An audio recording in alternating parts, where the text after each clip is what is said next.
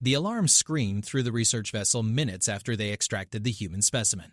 Dr. Kaylin Voss pressed her webbed fingers against the console, her three eyes widening as data flooded the screen. Behind her, the rest of the galactic science team froze. "Impossible," she whispered.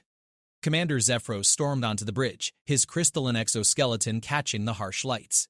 "What is it? Did the specimen contaminate something?" Colin couldn't tear her gaze from the display. "We ran their DNA through the Predator Index. Standard protocol for first contact species.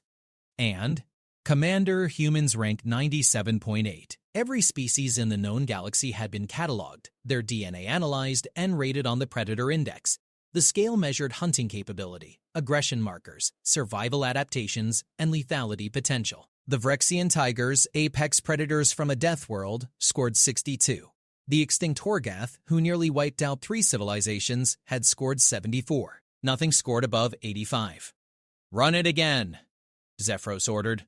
"There must be an error." Colin's assistant, a floating blob of intelligent gas named Prill, drifted forward. "I already ran it 6 times, same result." "But Commander, it gets worse." "How could it possibly get worse?" Prill's coloration shifted to a nervous purple. "The index flagged something unusual. Humans possess adaptations from multiple predator classifications. Persistence, hunting like pack predators. Tool creation, like ambush predators. Social cooperation like hive predators. They're a hybrid that shouldn't exist." Colin pulled up the genetic breakdown. Her heart's pounded as she read through the markers. They have binocular vision for depth perception when hunting. They can sweat, allowing them to chase prey until it collapses from exhaustion. Their brains dedicate enormous resources to pattern recognition and strategic thinking. And look at this. They have a stress response that actually enhances their physical abilities during danger. "That's adaptive for prey species," Zephyros said. "Helps them run." "No." Colin's voice dropped. "Humans don't run from threats. The adrenaline response makes them stronger, faster, more resistant to pain. It's designed to help them fight." Zephyros moved to the window overlooking the containment bay. Below, the human specimen sat calmly in the observation room.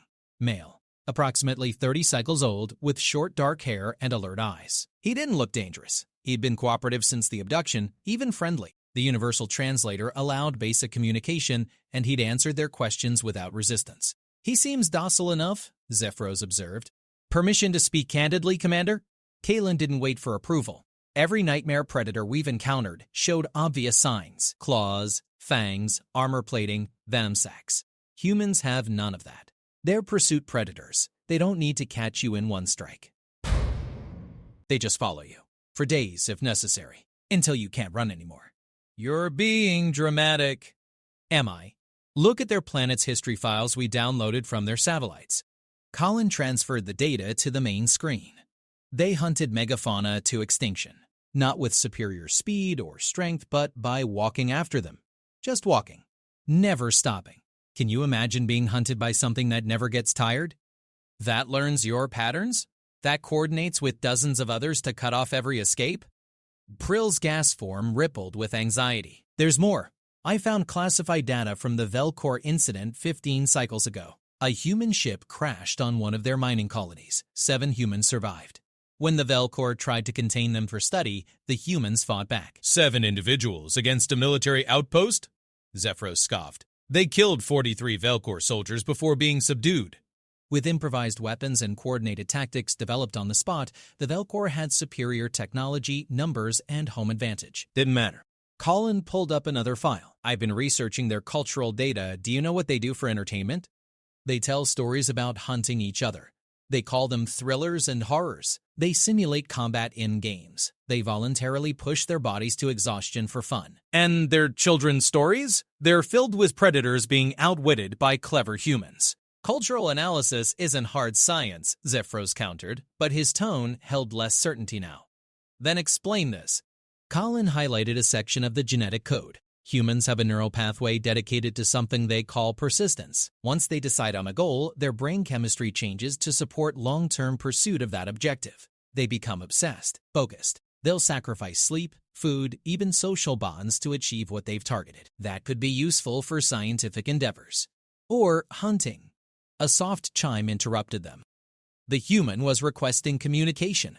Zephyros hesitated, then nodded.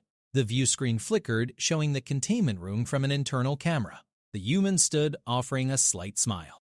"Hey there. Name's Jake Murphy. I've been patient, but I think we need to talk." "You speak our language?" Zephyros asked, surprised. "Your translator works both ways." "I've been listening to your conversations."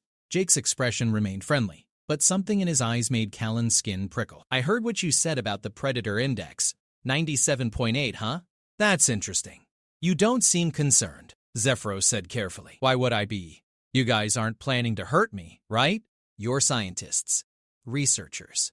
You just want to understand." Jake moved closer to the camera. "But here's the thing. While you've been studying me, I've been studying you." Colin felt her blood chill. "Your ship's layout follows standard colonial architecture, suggesting you repurposed a civilian vessel. That door behind you has a magnetic seal, not a mechanical lock. Your weapons are plasma-based, requiring a half-second charge time between shots. Commander Zephyros, your exoskeleton has stress fractures near the lower joints. Callan, you favor your right side when you stand, probably an old injury. And Prill, your gas form disperses slightly whenever you're nervous, which means strong air currents could incapacitate you."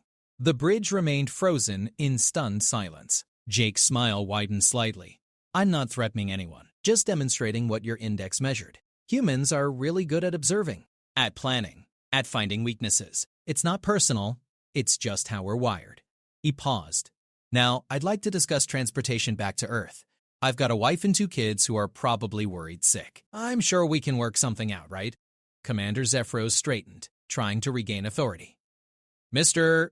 Murphy, you are in our custody. We have protocols to follow before releasing any specimen."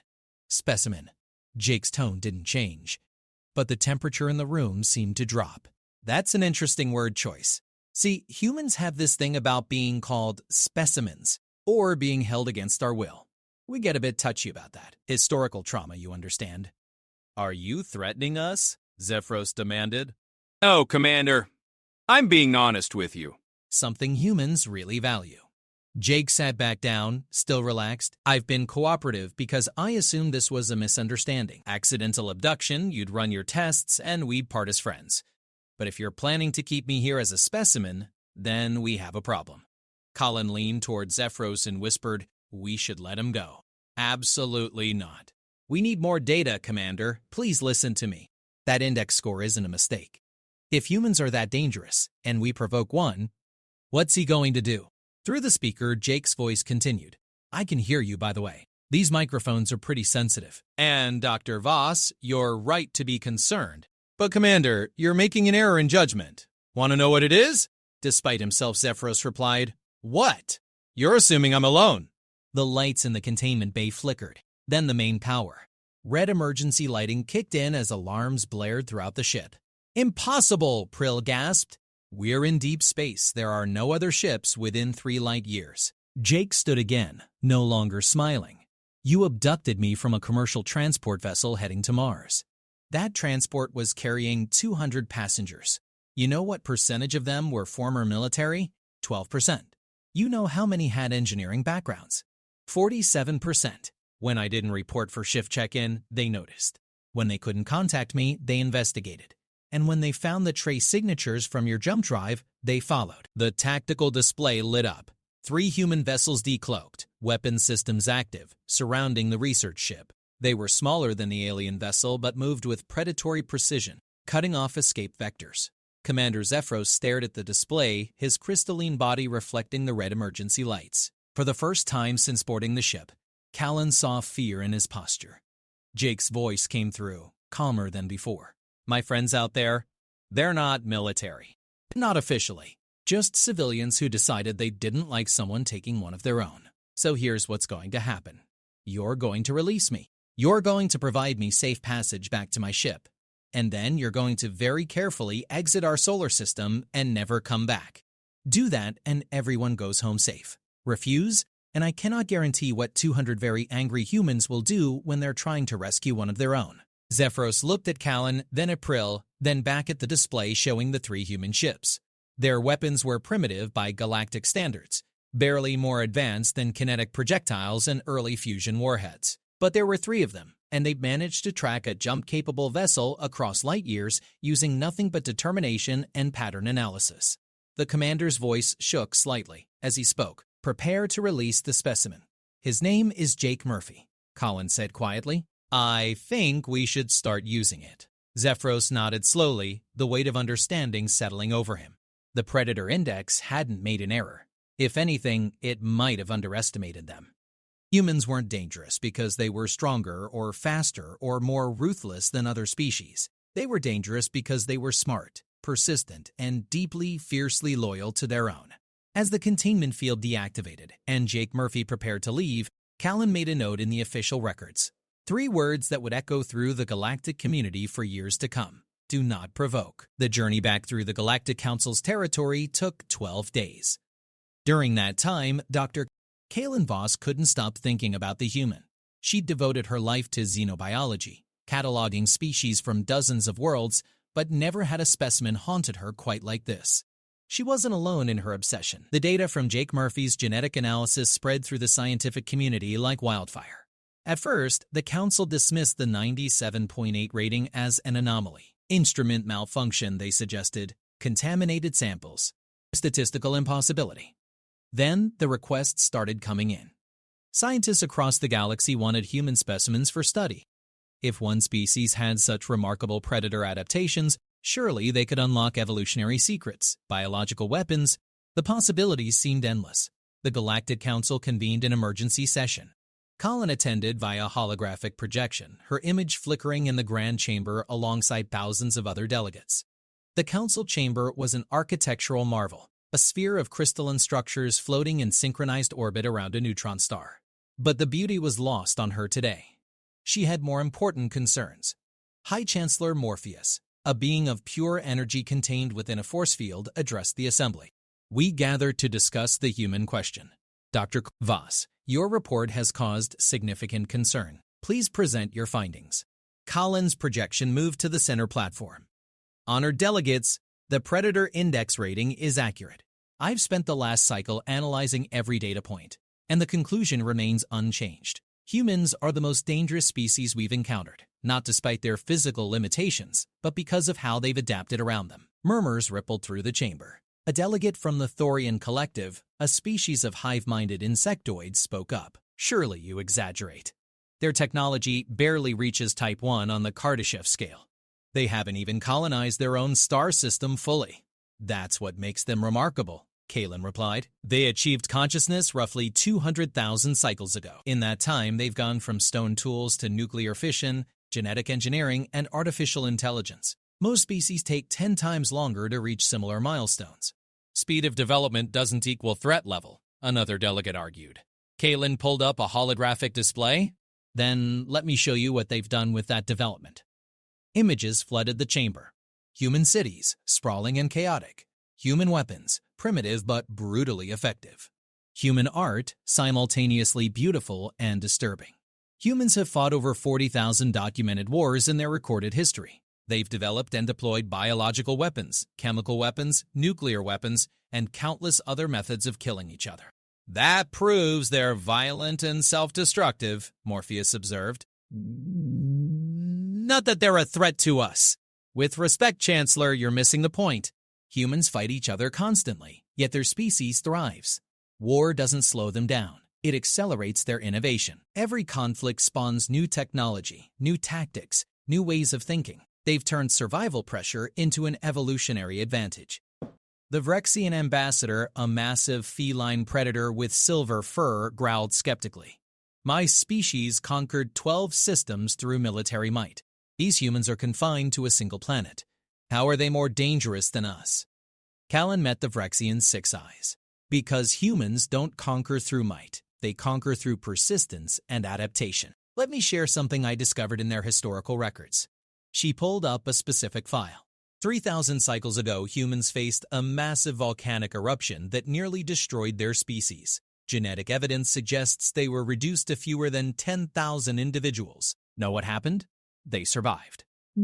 They adapted. They spread across their entire planet and dominated every ecosystem they encountered. Deserts, tundras, jungles, mountains, humans thrived in them all. Adaptability is admirable but hardly unique, Morpheus said. It's not just adaptability. Watch this. Callan played a video file recovered from human satellites. It showed human soldiers training in extreme conditions: desert heat, Arctic cold, underwater environments, high altitudes. Humans deliberately put themselves in lethal situations to prepare for threats that don't even exist yet. They call it training. We call it insanity. The chamber erupted in debate. Some delegates argued for immediate quarantine of the human system. Others wanted to establish trade relations, hoping to benefit from human innovation. A few suggested preemptive military action to neutralize the threat before it grew. Colin listened to the chaos and felt a deep unease. They were approaching this all wrong, she requested the floor again. Honored delegates, I believe we're asking the wrong question. The issue isn't whether humans are dangerous, they obviously are. The question is what we do about it.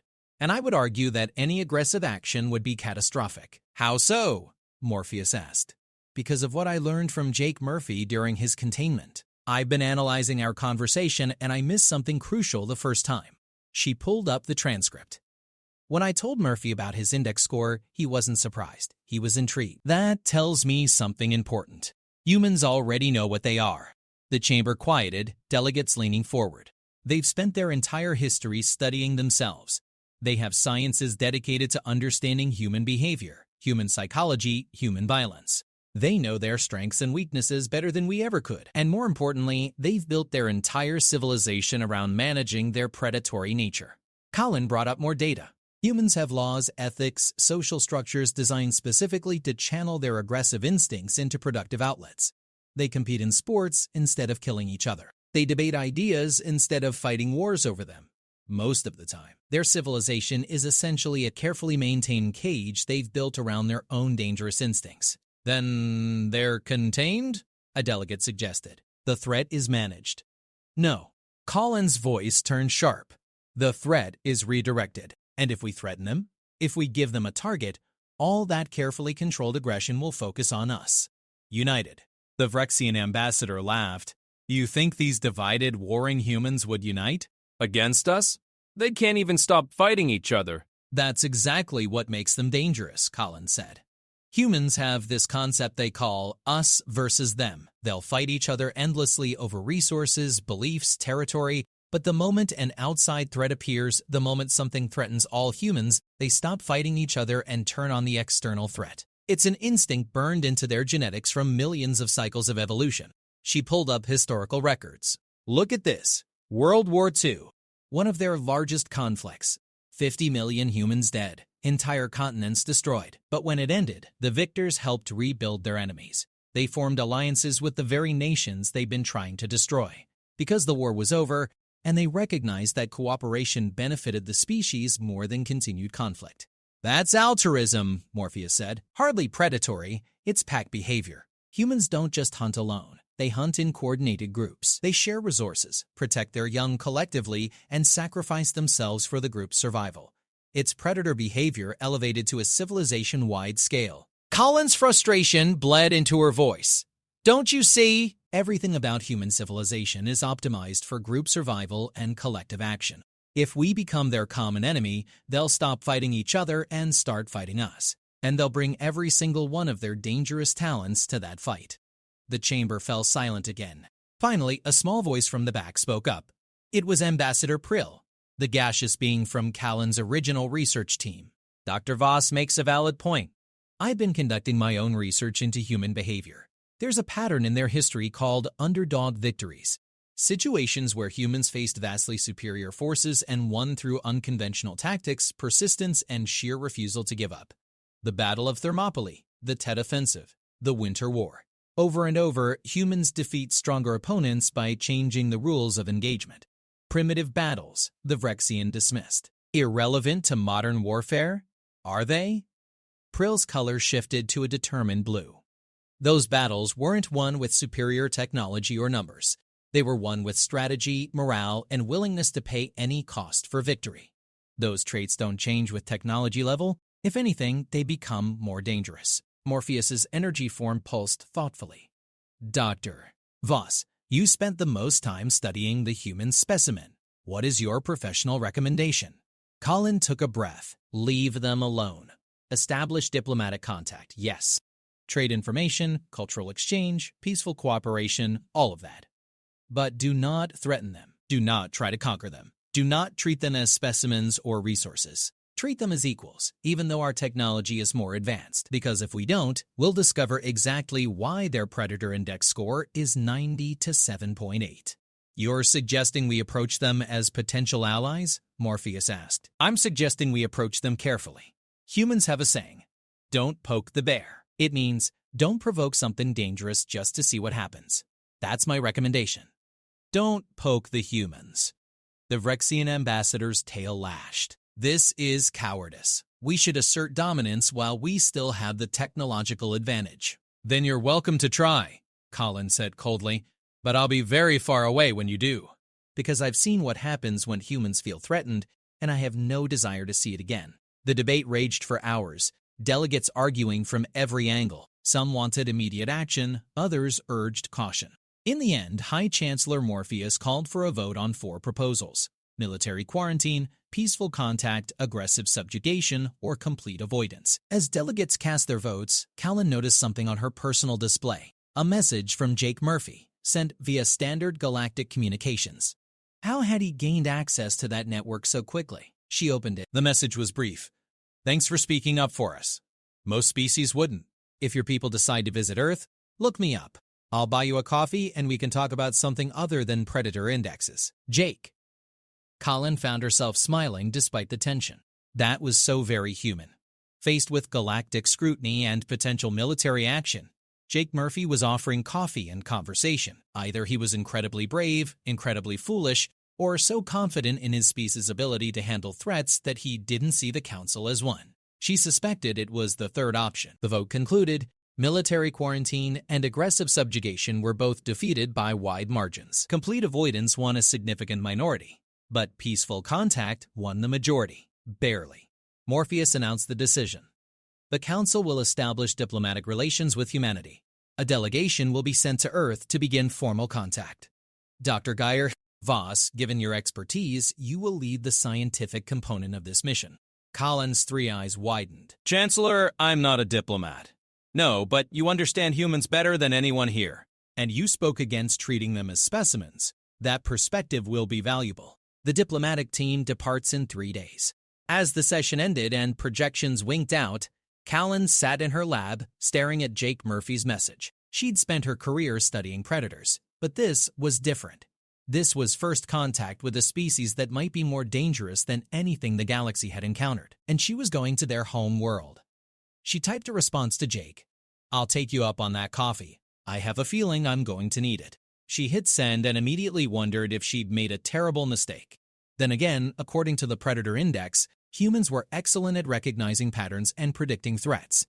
If Jake was offering friendship, he'd already calculated that cooperation served his species better than conflict. That thought should have been comforting. Instead, it made Colin more nervous, because it meant humans weren't just dangerous predators. They were smart enough to hide it when necessary. She began preparing for the mission, reviewing everything she knew about human behavior, culture, and psychology.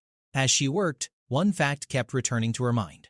Humans had never encountered an alien species before. How they responded to first contact would tell the galaxy everything it needed to know about Earth's future role among the stars. Kalen just hoped everyone survived the answer. The diplomatic vessel approached Earth 3 days later. Callan stood on the observation deck, watching the blue-green planet grow larger in the viewport. It was beautiful in a chaotic sort of way, swirling white clouds over vast oceans and irregular continents. Nothing like the ordered, terraformed worlds common in Council space. First time seeing an unmodified world? The voice belonged to Ambassador Therax, the lead diplomat for this mission. He was a Quarlan, tall and elegant with silver skin that seemed to absorb and reflect light simultaneously. No, Colin replied. But first time knowing the dominant species might be more dangerous than us. Therax's expression remained neutral, but she caught the slight tension in his posture. Everyone on this ship felt it. They'd read the reports, seen the index scores, heard the council debates. Despite the vote for peaceful contact, nobody was entirely comfortable approaching the human home world. The communications officer called out, Ambassador, we're receiving a transmission from Earth. A human face appeared, female with dark skin and close-cropped hair. She wore some kind of uniform, military perhaps, but her expression was welcoming. Greetings, I'm Colonel Lisa Hayes, United Earth Defense Force. We've been expecting you. Please transmit your approach vector and we'll guide you to Landing Zone Alpha. United Earth Defense Force. Colin noted the name. Somehow, in the 12 days since the Jake Murphy incident, humanity had united under a single military command. That kind of rapid coordination should have been impossible for a species as fragmented as humans were supposed to be, unless they'd been preparing for this exact scenario. Therax handled the exchange professionally, and within an hour, the diplomatic vessel was descending through Earth's atmosphere. The landing zone was in a desert region, relatively isolated but with clear signs of recent construction. Temporary structures, defense installations, and what looked like hundreds of humans moving with organized purpose. They built all this in less than 2 weeks, Callan said quietly. The pilot, a Crettian with compound eyes, clicked its mandibles nervously. Sensors show advanced detection grids, electromagnetic barriers, and at least 40 armed positions surrounding the landing zone. They're ready for us. Or ready to defend against us if this goes wrong, Callan added. The ship landed smoothly. Therax assembled the delegation in the airlock. Himself, Callan, 2 security officers, and a linguistics specialist. Protocol dictated minimal personnel for first contact to avoid appearing threatening. Callan appreciated the irony. They were worried about appearing threatening to the species with a 97.8 Predator Index score. The airlock opened, and hot desert air rushed in. Colin's environmental suit compensated immediately, but she felt the heat regardless. This planet was intense, violent even in its climate. No wonder humans evolved to handle extreme conditions. A delegation waited outside. Colonel Hayes stood at the center, flanked by 6 humans in similar uniforms. All were armed, Callan noticed, but their weapons were holstered. A sign of respect, or a reminder that they could respond to threats instantly. Behind the military personnel stood a larger group of civilians. Scientists, diplomats, cultural representatives. And among them, Callan recognized Jake Murphy. He wore casual clothing and offered a slight wave when their eyes met. Ambassador Therax. Colonel Hayes stepped forward, extending her hand in the human greeting gesture. Welcome to Earth. We're honored to make formal contact with the Galactic Council. Therax adapted quickly, clasping Hayes' hand in the brief shake humans used. Thank you, Colonel. We come in peace and friendship, seeking to establish diplomatic relations between our peoples. We have much to discuss. Hayes gestured toward the temporary structures. We've prepared facilities for negotiations. But first, some ground rules. Palin's heart sank. Human setting conditions already wasn't a good sign. Hayes continued. Earth is sovereign territory. While you're here, you'll respect our laws and customs. Your ship's weapon systems will remain offline. Any scanning or data collection of Earth requires explicit permission. And any attempt to abduct, harm, or study humans without consent will result in immediate termination of diplomatic relations. Clear? Therax hesitated. In typical Council first contacts, the technologically superior species set terms. But here was this human colonel, representing a species barely capable of interplanetary travel, dictating conditions to delegates from a galaxy-spanning civilization. And more surprisingly, Therax nodded. Understood. We agree to your terms. Hayes smiled and the tension eased slightly. Good. Then let's get started. We've arranged accommodations and scheduled a series of meetings to cover cultural exchange, technological sharing, and establishing formal diplomatic protocols. But tonight, we thought you might appreciate something more informal. Informal? Therax asked. A dinner. A chance to meet humans in a relaxed setting, share stories, learn about each other without the pressure of official negotiations. Hayes' smile widened. But, plus, our chef is really excited to cook for aliens. Fair warning, human food might be intense for your systems. We've prepared alternatives if needed. The delegation was guided into the largest structure, which turned out to be surprisingly comfortable. Humans had studied the basic environmental needs of various council species and adapted the space accordingly. Varied lighting, atmospheric controls for different breathing requirements. They'd done their homework, the linguistics specialist whispered to Callan. They've had 12 days and access to our public databases, Callan replied. Apparently, that's all they needed. The dinner was held in an adjacent building, set up like a human restaurant with tables, chairs, and decorative elements from various Earth cultures. The human delegation included scientists, politicians, military officers, and notably Jake Murphy. He approached Kalen with 2 cups of dark liquid. Promised you coffee? Figured now was as good a time as any. Colin accepted the cup, scanning it with her personal analyzer. The reading showed caffeine, various organic compounds, nothing toxic to her biology. She sipped it cautiously. Bitter, hot, stimulating. Not unpleasant. "So," Jake said, settling into a nearby chair. "How's the galaxy taking the news? About your Predator Index score? There's considerable debate. Some species want to quarantine your system. Others see potential for alliance. A few are terrified." "And you?" Colin considered lying, then decided honesty was better. "I'm cautious. Your species is unlike anything we've encountered." "That makes you unpredictable." "Fair enough." Jake sipped his own coffee. "Want to know a secret?" "We're just as nervous about you." "That seems unlikely. You have home advantage, numerical superiority on this planet, and you've clearly prepared for this encounter." "True, but you have faster-than-light travel, energy weapons, and thousands of years of experience dealing with alien species. We've got nuclear missiles and really good pattern recognition." Jake's expression turned serious. "Dr. "Voss, I need you to understand something. Earth doesn't want conflict with the Galactic Council. We're not looking to conquer the galaxy or prove ourselves as apex predators. We just want to survive, learn, and maybe make some friends out there among the stars."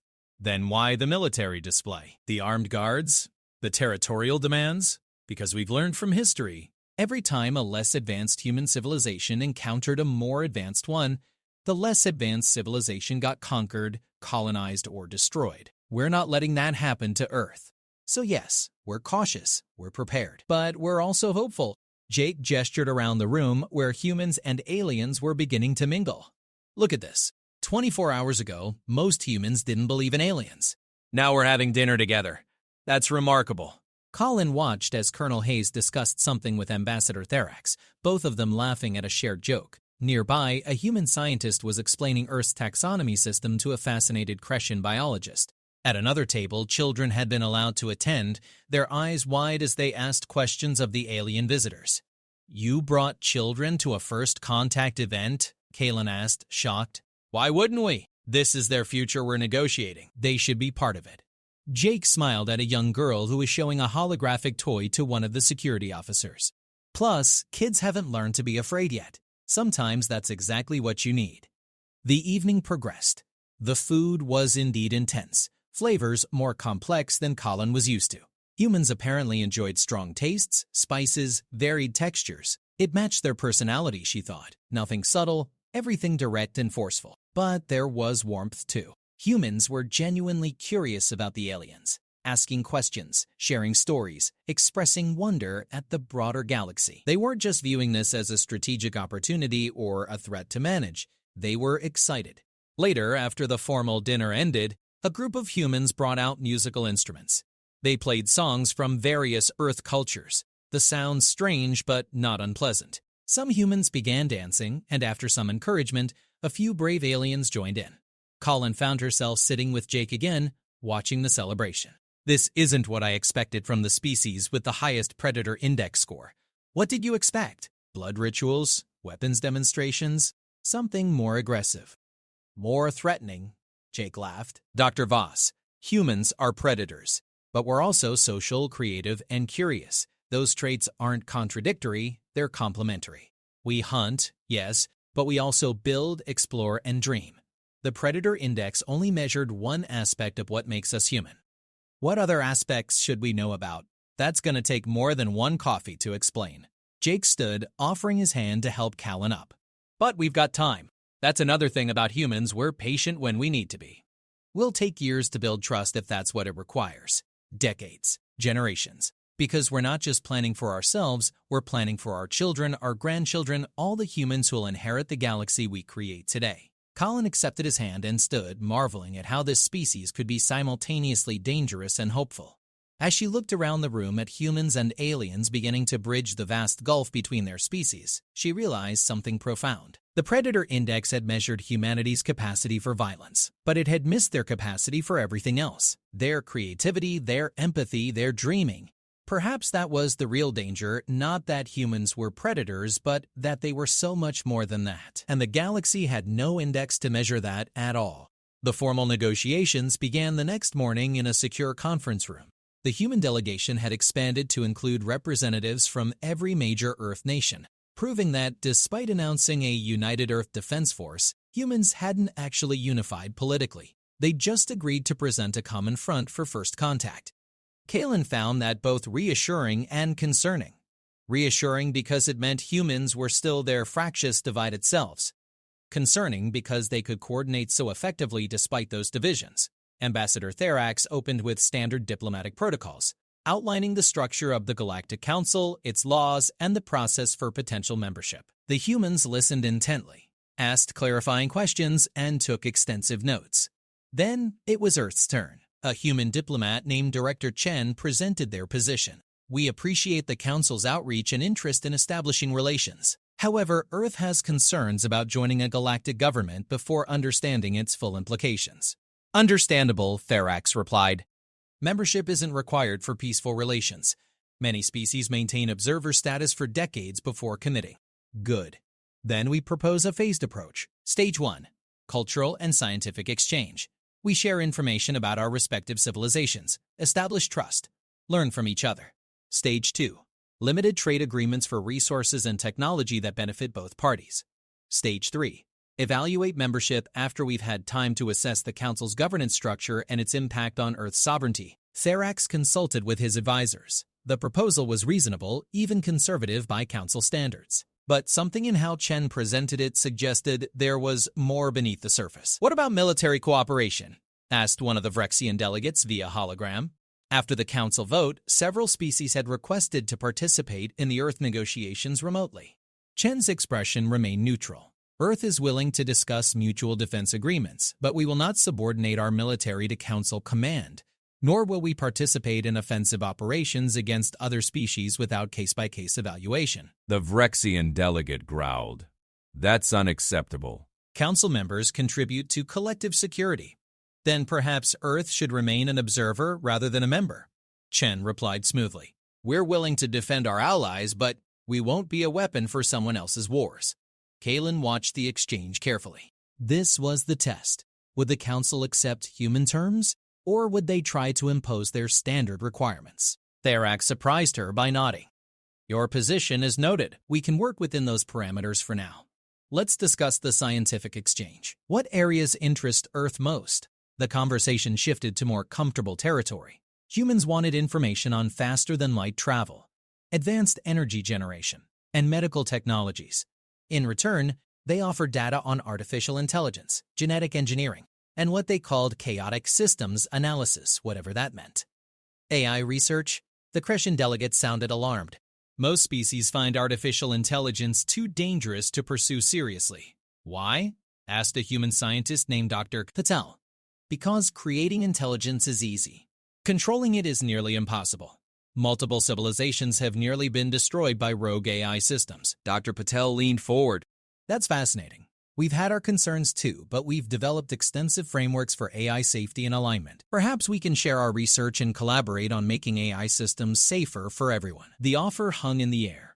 Humans were volunteering to help solve one of the galaxy's most dangerous problems, not because they had to, but because they saw a challenge that needed addressing. That would be valuable, Therax said carefully. Though I'm curious why your species has pursued such risky technology. Because the potential benefits outweigh the risks if done correctly, Dr. Patel replied. That's basically humanity's philosophy in a nutshell. We know things are dangerous, we do them anyway, but we try to be smart about it. Colin couldn't help but speak up. That matches your Predator Index profile. Calculated risk-taking in pursuit of goals.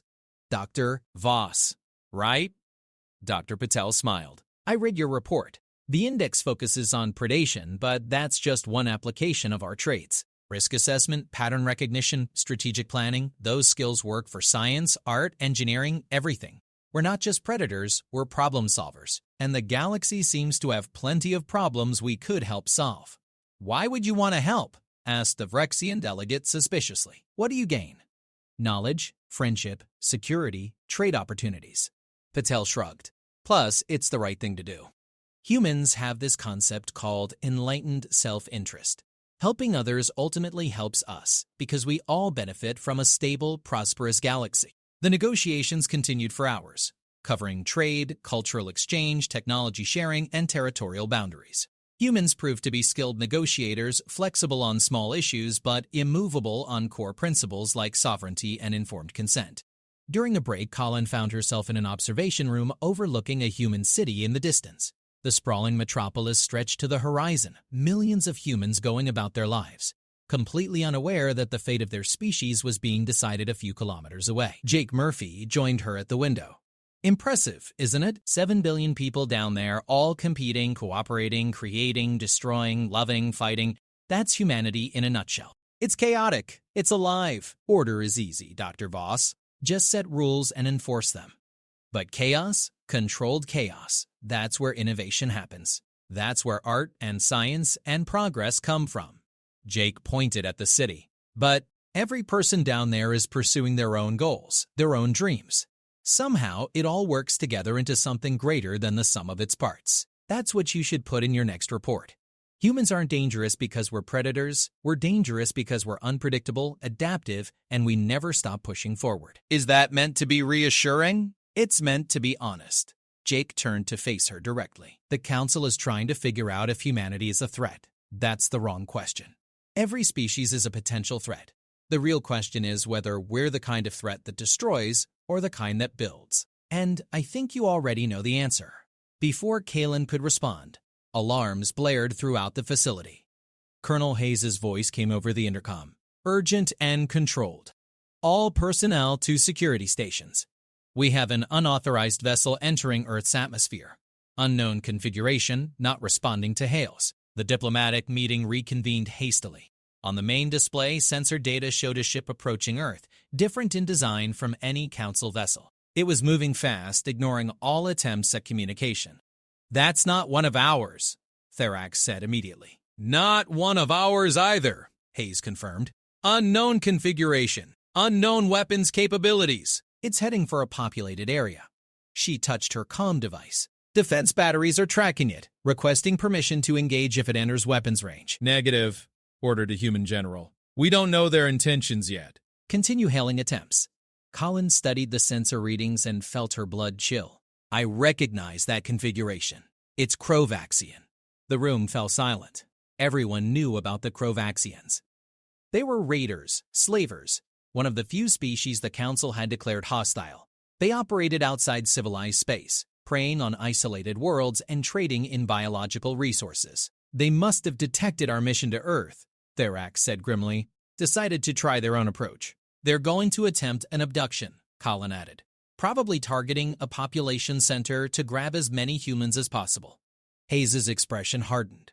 Over my dead body. General, activate Defense Grid Alpha. Deploy interceptors. And get civilians to shelters. Colonel! Therax interrupted. The Krovaxians are dangerous. Their ships are heavily armed and they don't care about collateral damage. Perhaps we should handle this. Can you intercept them in time? Therax checked his displays. No. They'll be over the city in 4 minutes. Our ship isn't designed for atmospheric combat. Then we handle it ourselves. Hayes turned to her team. Target their propulsion systems. Disable. Don't destroy. I want prisoners to interrogate. What happened next would be discussed in Council chambers for years to come. Earth's defense forces, primitive by galactic standards, engaged the Krovaxian raider with coordinated precision. Nuclear-tipped missiles, electromagnetic pulse weapons, kinetic interceptors, all launched in a calculated pattern designed to overwhelm the raider's defenses. The Krovaxian ship, expecting easy prey, suddenly found itself fighting for survival. Its shields held against the first wave of attacks, but the humans adapted instantly, adjusting their targeting and tactics. The second wave penetrated the shields, damaging the ship's engines. The third wave knocked out its weapon systems. 7 minutes after entering Earth's atmosphere, the Krovaxian raider was a powerless hulk falling toward the ocean, caught in a tractor beam from a human naval vessel, and guided to a controlled landing in the water. Recovery teams dispatched, Hayes reported calmly. No civilian casualties. Minimal collateral damage. The Krovaxian crew will be taken into custody. The diplomatic room remained stunned. Therax finally found his voice. You defeated a Krovaxian raider in 7 minutes. They attacked our world, Hayes replied, as if that explained everything. Did you expect us to just let them? I expected it to take longer. Krovaxian ships are designed for combat. They've successfully raided dozens of worlds. They've never raided Earth before. Hayes pulled up a tactical display. We've been tracking their ship since it entered our solar system 2 hours ago. We identified it as hostile based on its approach vector and energy signatures, which we cross-referenced with the Council databases you provided. We had time to prepare, 2 hours. Humans had identified a threat, analyzed it, developed a response plan, and executed it flawlessly in 2 hours. What took other species days of committee meetings and strategic planning, humans accomplished in the time it took to have lunch. Colin realized something profound.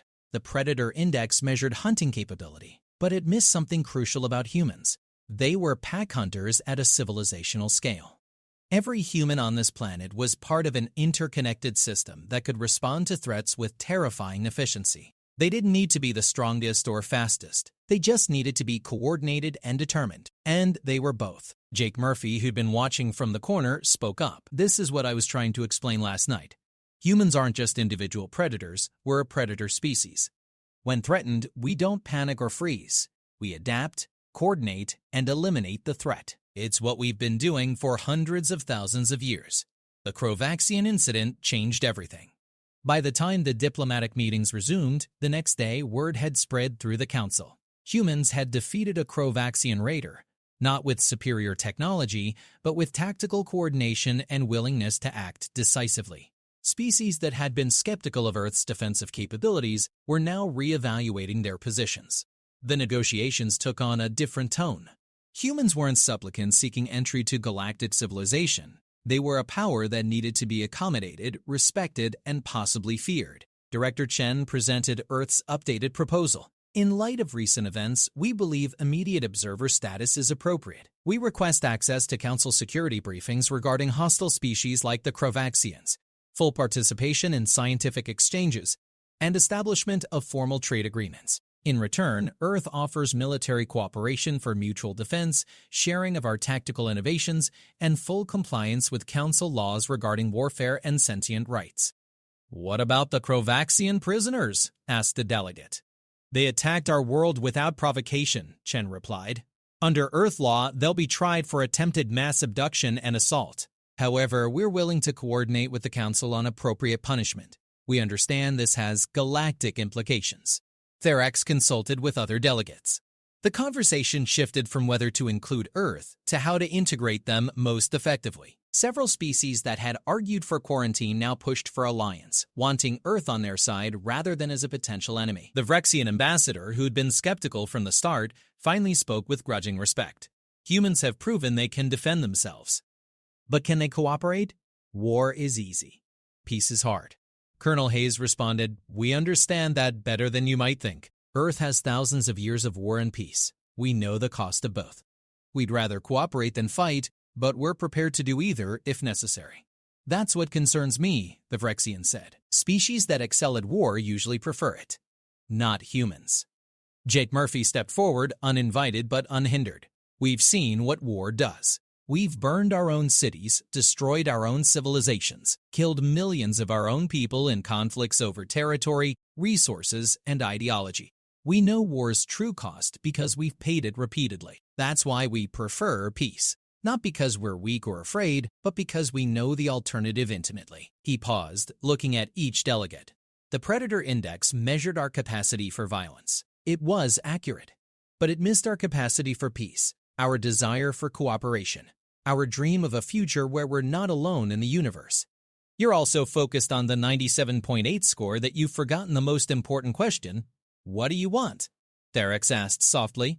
To be part of something bigger, to learn from species that have millennia more experience than us, to contribute our perspective to challenges facing the galaxy.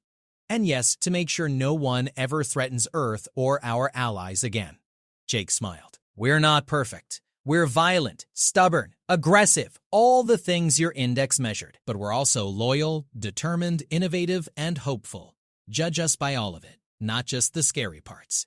The room fell quiet. Then, surprisingly, The Vrexian ambassador laughed. It was a deep, rumbling sound that rattled the audio systems. I like you humans. You're honest about what you are. That's rare. Most species try to hide their dangerous sides. You acknowledge yours and dare us to see past it. He leaned forward. I vote to grant Earth Observer status immediately, with accelerated consideration for full membership. If there's going to be another apex predator in the galaxy, better to have them on our side. Other delegates murmured agreement. Within an hour, Earth had been granted observer status with the Galactic Council, with provisions for scientific exchange, limited trade, and mutual defense agreements. It wasn't full membership, but it was far more than anyone had expected 3 weeks ago. As the meeting concluded and delegates prepared to depart, Colin found herself back at the window overlooking the human city. The sun was setting, painting the sky in brilliant oranges and purples. It was beautiful, this violent, chaotic, wonderful planet. Thinking about your report? Jake asked, joining her once again. Trying to figure out how to explain all this to the council? They sent me here expecting simple xenobiological analysis. Instead, I've witnessed the most complex species I've ever encountered. Complex is a nice way of putting it. My wife calls us a beautiful disaster. Callan laughed, surprising herself. That might be accurate. Dr. Murphy, can I ask you something personal? It's just Jake. And sure, when you were in our containment facility and you analyzed all our weaknesses in seconds, were you planning to fight your way out if necessary? Jake was quiet for a moment. Honestly, yes. I was cataloging escape routes, identifying tools I could improvise into weapons, calculating odds. It's instinct. When we feel trapped, we plan escape or attack. Can't help it. That's terrifying. I know. But here's the thing. I never acted on any of those plans. I chose communication over violence. That's the part your index can't measure. Humans have the capacity for incredible violence, but we also have the capacity to choose peace. Most of the time, we choose peace. The violence is just our backup plan. Most of the time? Well, we're not perfect. Sometimes we choose wrong. Sometimes our worst instincts win out. That's why we build laws, ethics, social structures to keep ourselves in check. We know what we are, Dr. Voss. We've been studying ourselves for thousands of years. We're dangerous, we accept that. But we're trying to be better.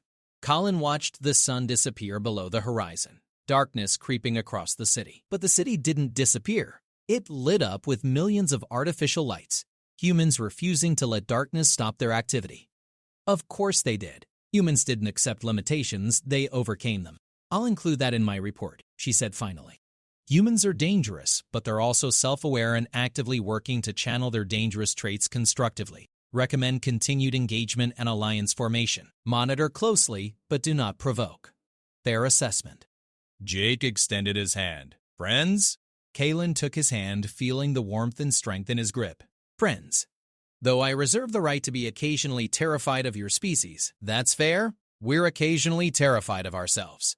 As Colin prepared to depart Earth with the diplomatic delegation, she reflected on everything she'd learned.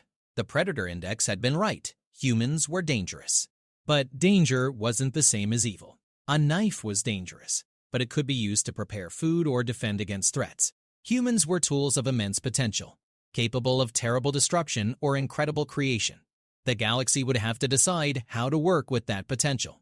Callan suspected it would be the most important decision the Council had made in centuries. Because humans were coming to the stars whether the galaxy was ready or not.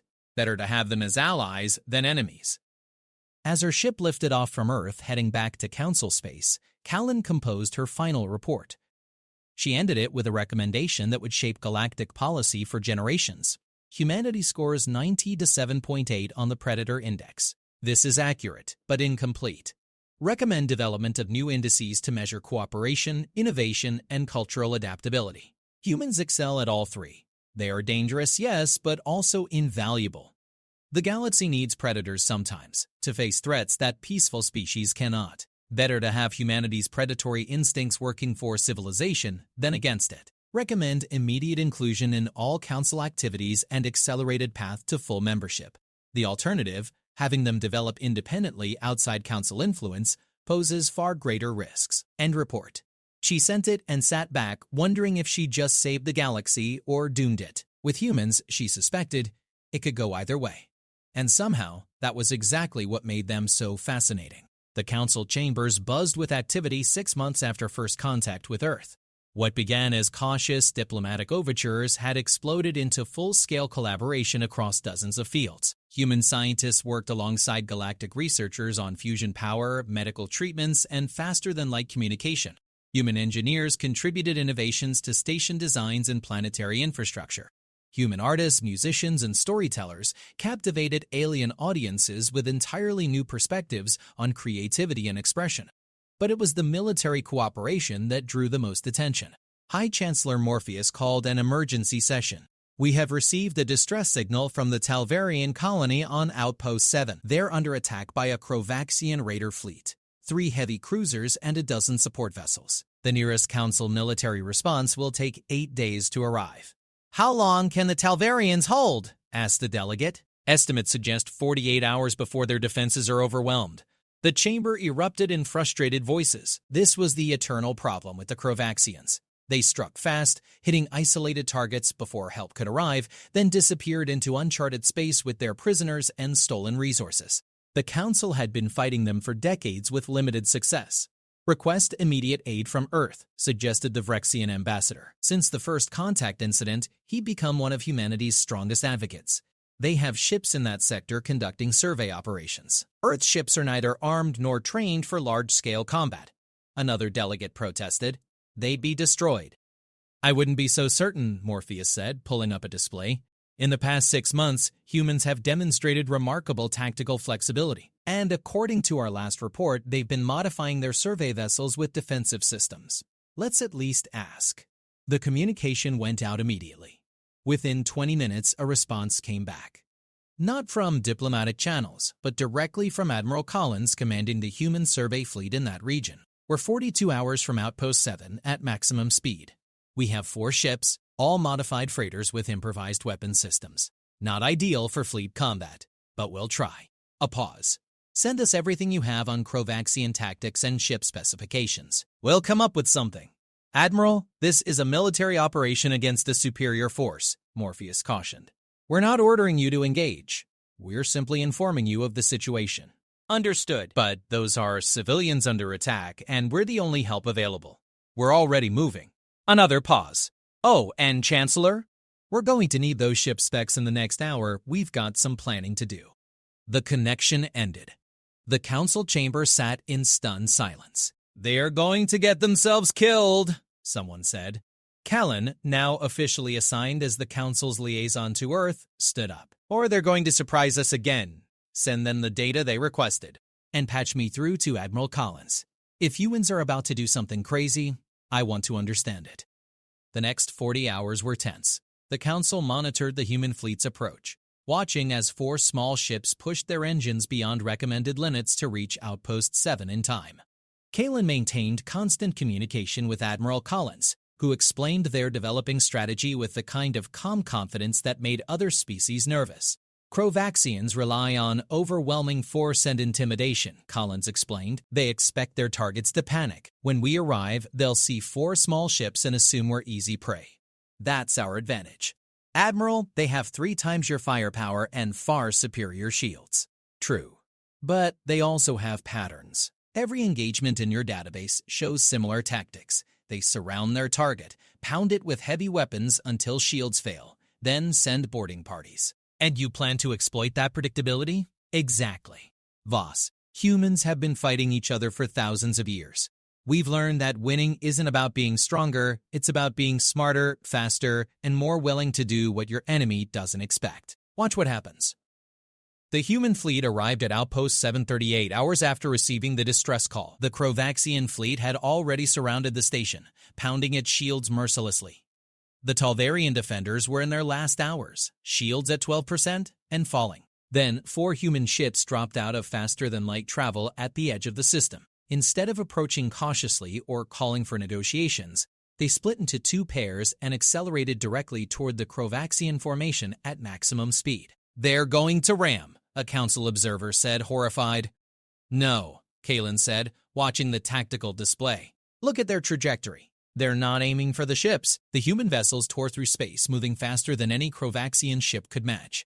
Their improvised weapons, primitive by galactic standards, opened fire not at the enemy ships but at the space between them, creating a debris field of shrapnel and electromagnetic interference. The Krovaxians, confused by this unconventional attack, broke formation to avoid the debris. In that moment of disorganization, the human ships executed a maneuver that shouldn't have been possible. They used the gravity well of the planet below to whip around at impossible speeds, approaching the Krovaxian heavy cruisers from underneath, where their shields were weakest. "That's insane," breathed the Vrexian ambassador. "The gravitational stress should tear their ships apart." "Human ships are overbuilt," Kaylin said, remembering her conversations with Jake Murphy. "They designed for worst-case scenarios. Those vessels can take far more stress than they should." The first pair of human ships focused their fire on a single Krovaxian cruiser's shield generator. Crude kinetic weapons, nuclear missiles, electromagnetic pulses, all targeted at one small point. The Krovaxian shields, designed to distribute damage across their surface, couldn't handle such focused assault. They collapsed. Without shields, the Krovaxian cruiser was vulnerable. The second pair of human ships launched what the tactical display identified as boarding pods, dozens of small craft that attached to the enemy hull like parasites. "They're boarding a ship 3 times their size?" Morpheus said in disbelief. Admiral Collins's voice came through, still calm. "Krovaxians keep minimal crew on their ships, relying on automated systems for most functions. We've got 40 Marines per ship. That's enough to seize control if we hit the right target simultaneously." What followed was brutal and efficient. Human Marines breached the Krovaxian cruiser in 17 locations simultaneously, moving with coordinated precision toward critical systems. The Krovaxians, caught completely off guard, tried to respond but found themselves fighting in their own corridors against humans who'd studied the ship's layout during their 40-hour approach. 23 minutes after boarding began, the first Krovaxian cruiser was under human control. The humans turned its weapons on the second cruiser, while their other ships continued their harassing attacks, preventing the Krovaxians from organizing an effective response. The Krovaxian commander, realizing he was facing an enemy that didn't follow conventional tactics, made a fatal mistake. He ordered his remaining forces to converge on the captured cruiser, planning to destroy it and the humans inside. This meant abandoning the assault on Outpost 7 and presenting his entire fleet as a mass target. The Talvarian defenders, seeing an opening, launched every remaining weapon they had. Simultaneously, the human-controlled Krovaxian cruiser opened fire on the densely packed enemy fleet at point-blank range. The second Krovaxian cruiser's shields collapsed under combined assault. The remaining Krovaxian commander made the smart choice and ordered retreat. His fleet jumped away, leaving behind one captured cruiser, dozens of dead raiders, and a completely demoralized raiding party. Total engagement time, 47 minutes. Human casualties, 12 dead, 38 wounded. Talvarian casualties, minimal, thanks to the timing of the human intervention. Krovaxian casualties, over 300. One heavy cruiser lost, fleet routed. The council chambers remained silent as the tactical recordings ended. No one knew what to say. Humans had defeated a Krovaxian fleet with inferior numbers and technology through sheer audacity and tactical brilliance. Finally, the Vrexian ambassador started laughing again, that same deep rumbling sound from months ago. "Did you all see that?" They seized control of an enemy capital ship and used it as a weapon. "That's the most human thing I've ever witnessed." "It's reckless," another delegate protested. "They could have been killed." "But they weren't," the Vrexian countered. "They calculated the risks, developed a plan, and executed it perfectly. That's what makes them dangerous. Not that they're reckless, but that they can pull off reckless plans through pure skill and determination." Colin found herself smiling despite the violence they'd just witnessed. "I need to update my reports again. Humans don't just have high predator scores, they're innovative combat tacticians who refuse to fight conventionally." Should we be concerned about that? Morpheus asked. "Only if we make them our enemies. If they're our allies, it's the best thing that's happened to the Council in centuries." Admiral Collins appeared on the main display, looking tired but satisfied. "Chancellor Morpheus, Outpost 7 is secure. The Talvarians are safe. The captured Krovaxian vessel is being transferred to their custody, along with any prisoners who survived. We're heading back to complete our survey mission." Collins out. Just like that, humans had saved an alien colony, captured an enemy ship, and routed a raider fleet before heading back to work as if it were all routine. "I move that we accelerate Earth's path to full Council membership," the Vrexian ambassador said. "We need humans as full allies, with access to all our military coordination and intelligence. If they can do this with primitive technology and improvised tactics, imagine what they'll achieve with proper support. Seconded, said the Talvarian delegate, who just witnessed humans save thousands of his people. Thirded, Kalen added, though I recommend we also establish protocols for human military operations.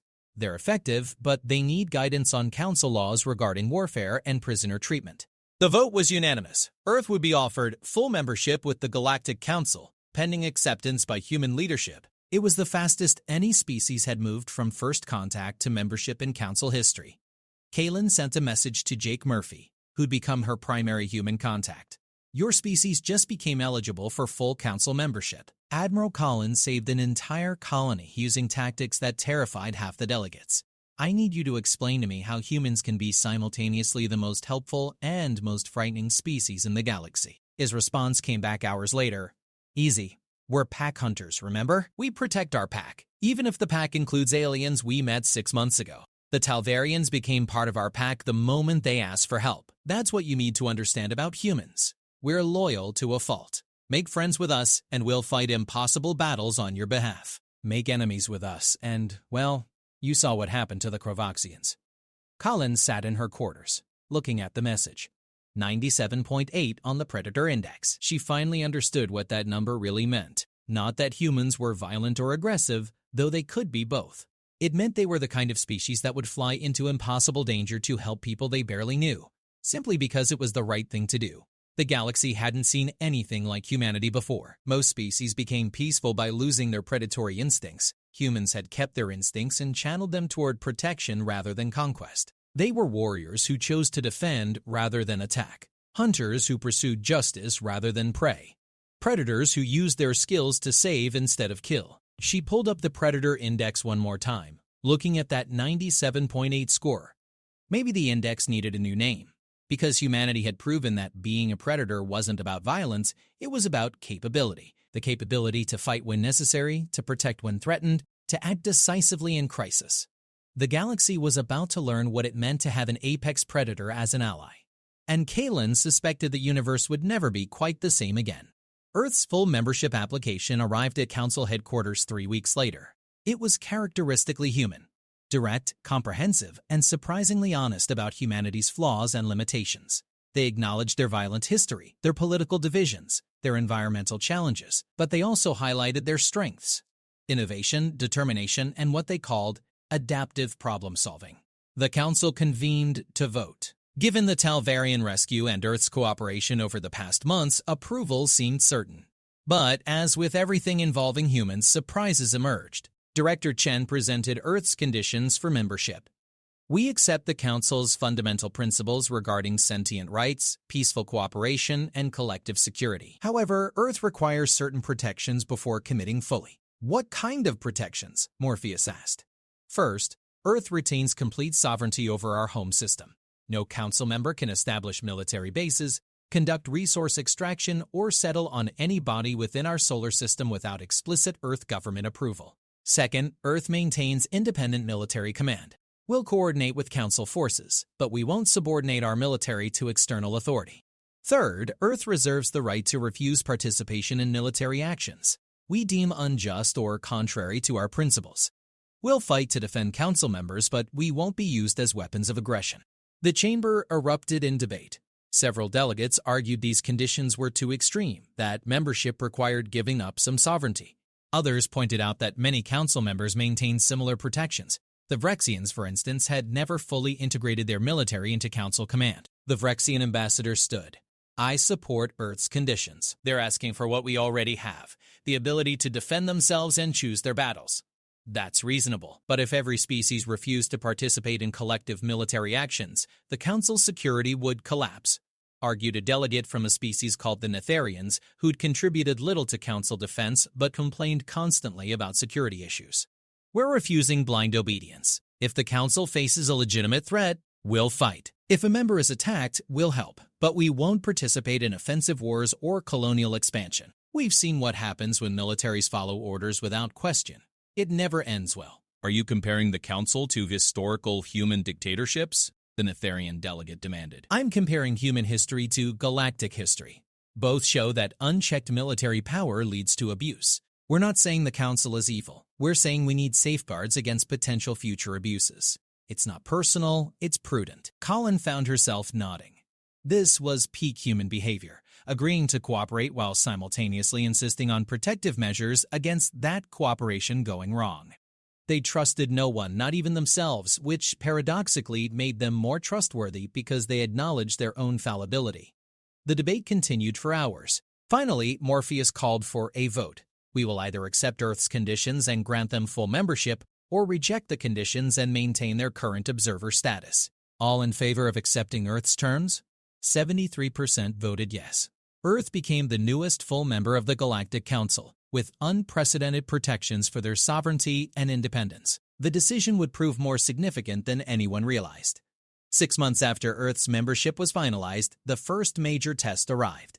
A species called the Draviks, a militaristic empire outside Council space, had been expanding aggressively. They demanded several Council border worlds submit to Dravik's rule or face invasion. The Council had been negotiating with them for years, but the Draviks seemed convinced that the Council was weak, too divided, and peaceful to respond to direct aggression. They were about to learn why having humans in the Council changed that calculation. The Draviks issued their ultimatum: evacuate the border worlds within 30 days or face military conquest. Council leadership debated responses. Some wanted to negotiate further. Others advocated for military posturing without actual combat. A few suggested abandoning the border worlds as too costly to defend. Then humans requested a special session. Admiral Collins, now officially Earth's military representative to the Council, addressed the chamber. The Draviks believe the Council is weak. They're not entirely wrong. You've spent decades negotiating with aggressive species, trying to find peaceful solutions. Showing restraint, that's admirable. But the Draviks have mistaken restraint for weakness. They need to learn the difference. Are you proposing war? Morpheus asked carefully. I'm proposing we make them understand that attacking Council members has consequences. Collins pulled up tactical displays. The Draviks' fleet is massive, but spread thin across their territory. Their tactics rely on overwhelming force against isolated targets. They've never faced coordinated resistance because their neighbors were too afraid to unite against them. The Council doesn't have enough military strength to challenge the entire Draviks empire, a delegate protested. We don't need to challenge their entire empire. We need to bloody their nose badly enough that they reconsider attacking us. Collins highlighted several systems. These are key Draviks supply hubs, not heavily defended because they're deep in Draviks territory, far from any threats. Or they were until Earth joined the Council. You're proposing we raid their supply lines? The Vrexian ambassador sounded intrigued. I'm proposing we demonstrate that attacking the Council means putting your own territory at risk. The Draviks want our border worlds? Fine. While they're invading those, we'll be hitting their infrastructure, disrupting their logistics, and making them question whether conquest is worth the price.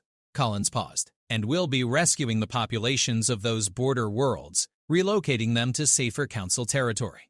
The Draviks can have empty planets if they want them so badly.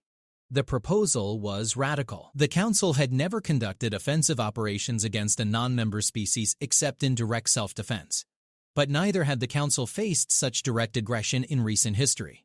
This could escalate into full-scale war, Morpheus warned.